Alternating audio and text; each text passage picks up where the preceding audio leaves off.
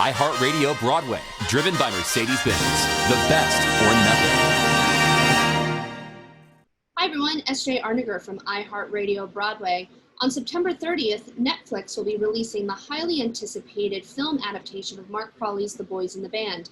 Today, we were joined by almost the whole entire cast and director Joe Mantello.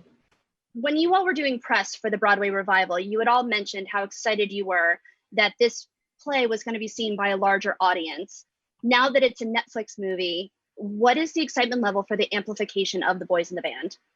I mean, it's through the roof. I mean, the millions of LGBTQ viewers that are going to be exposed to this story on the Netflix platform is incredible. I was actually just thinking earlier, the story that I've heard a number of times that, young gay men of my generation who had heard of this play or had heard of this movie had to surreptitiously go to their local video store, their Blockbuster, and figure out some way of checking it out.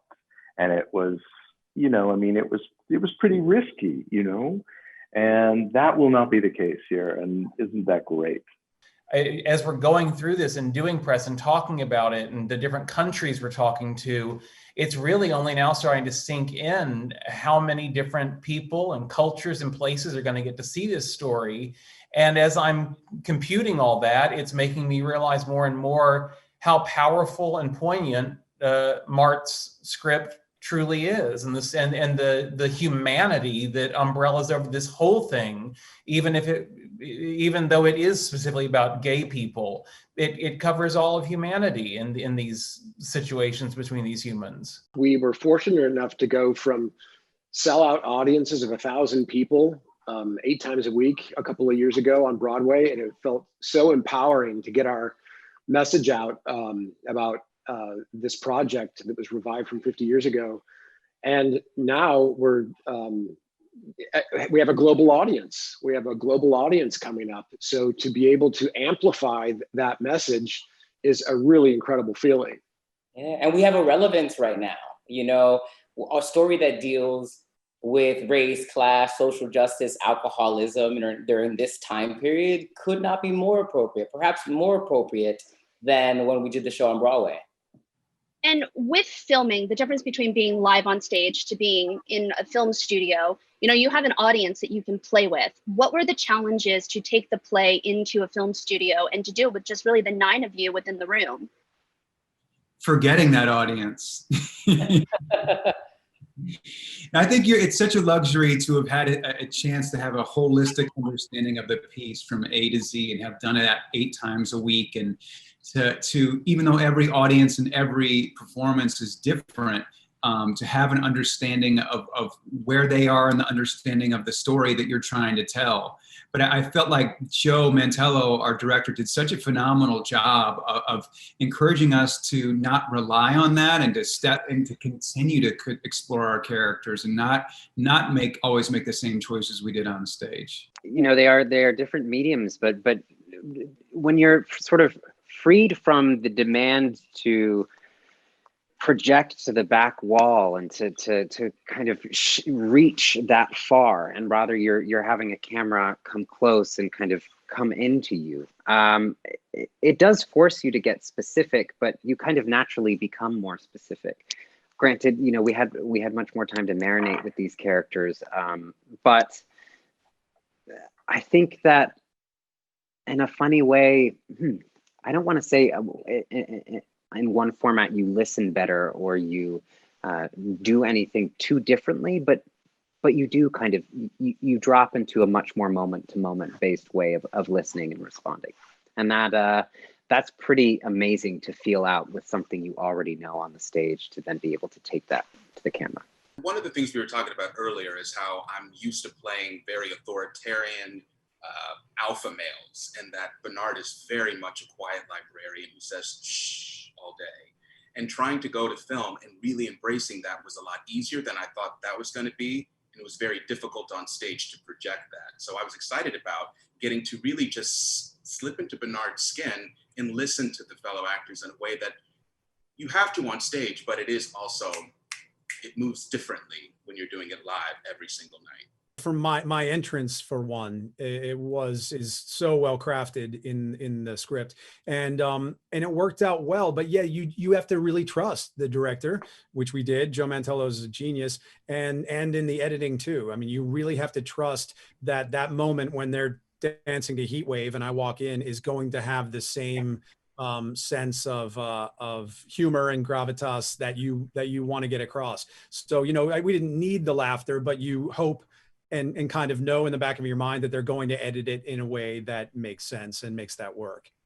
A personal challenge was, I have limited experience with the camera. So, but I looked at that as an opportunity to learn a skill that I do not come by, that's not natural to me.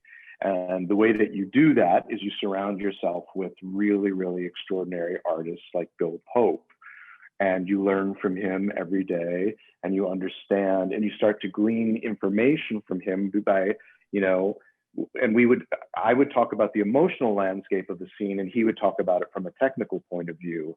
And somehow through that collaboration, we were able to arrive at decisions that, hopefully would illuminate the film, scenes in the film. And Zachary, working with Joe Mantello, is there a difference between Joe Mantello, the stage director, to Joe Mantello, the film director? Well, Joe Mantello is just an amazing director. So, he hasn't directed a film in over 20 years. To watch him step into this experience with such confidence and ease, and to have such a good time with him and with the whole experience was just so inspiring. I feel really proud of him. I'm so excited. I've known Joe for years. We've been friends, and a huge part of my desire to do the play was to finally work with him. And now I'm just so excited to watch the opportunities that unfold for him as a filmmaker, because I think he did such a beautiful job of capturing the essence of what he built on stage in New York, but translating it into this cinematic language that I think will draw people in and sort of wrap them up in the complexity of this world in such a beautiful way. So I think he's off to a new chapter of his journey, and I can't wait to see where it takes him. Ooh, you know what? Joe Mantello, the Broadway director, is everything. You learn so much. He grows you in a way that you want every director to grow you. But Joe on film, what was really great was to clock Joe, the brilliant man with such knowledge and intellect, be in a room where he's also learning and growing and not afraid to ask questions. And so to see someone who leans into curiosity and the unknown, that's probably what I'll take most from him with the movie experience. Look, in some ways, the differences that are there, I'm probably not smart enough to spot, because the stuff that I know is very similar in that he's an extremely sensitive and giving director. He's a brilliant actor, and that's what he was before he was a director, and that comes across in his direction. He gives actors direction that is instantly actable, because he knows the kinds of words that one needs to use to get a point across to an actor. And I've worked with many good directors, but none of them speak actor as well as Joe does. That's for damn sure. We did say that this was going to be amplified to a mass audience. Is there one thing that you want audience members to take away when watching The Boys in the Band on Netflix? Tuck, to you. This is it's an entertaining history lesson. This is what it was like to live as a gay person in the late 60s, and the fear and terror of what that was like, and how we took out our innermost feelings against the people we loved the most. And it's really rewarding and empowering to know that we don't live like that anymore. We don't have to live like that anymore, and we won't live like that anymore. It's worth going into something like this with only one expectation, and that's to have fun.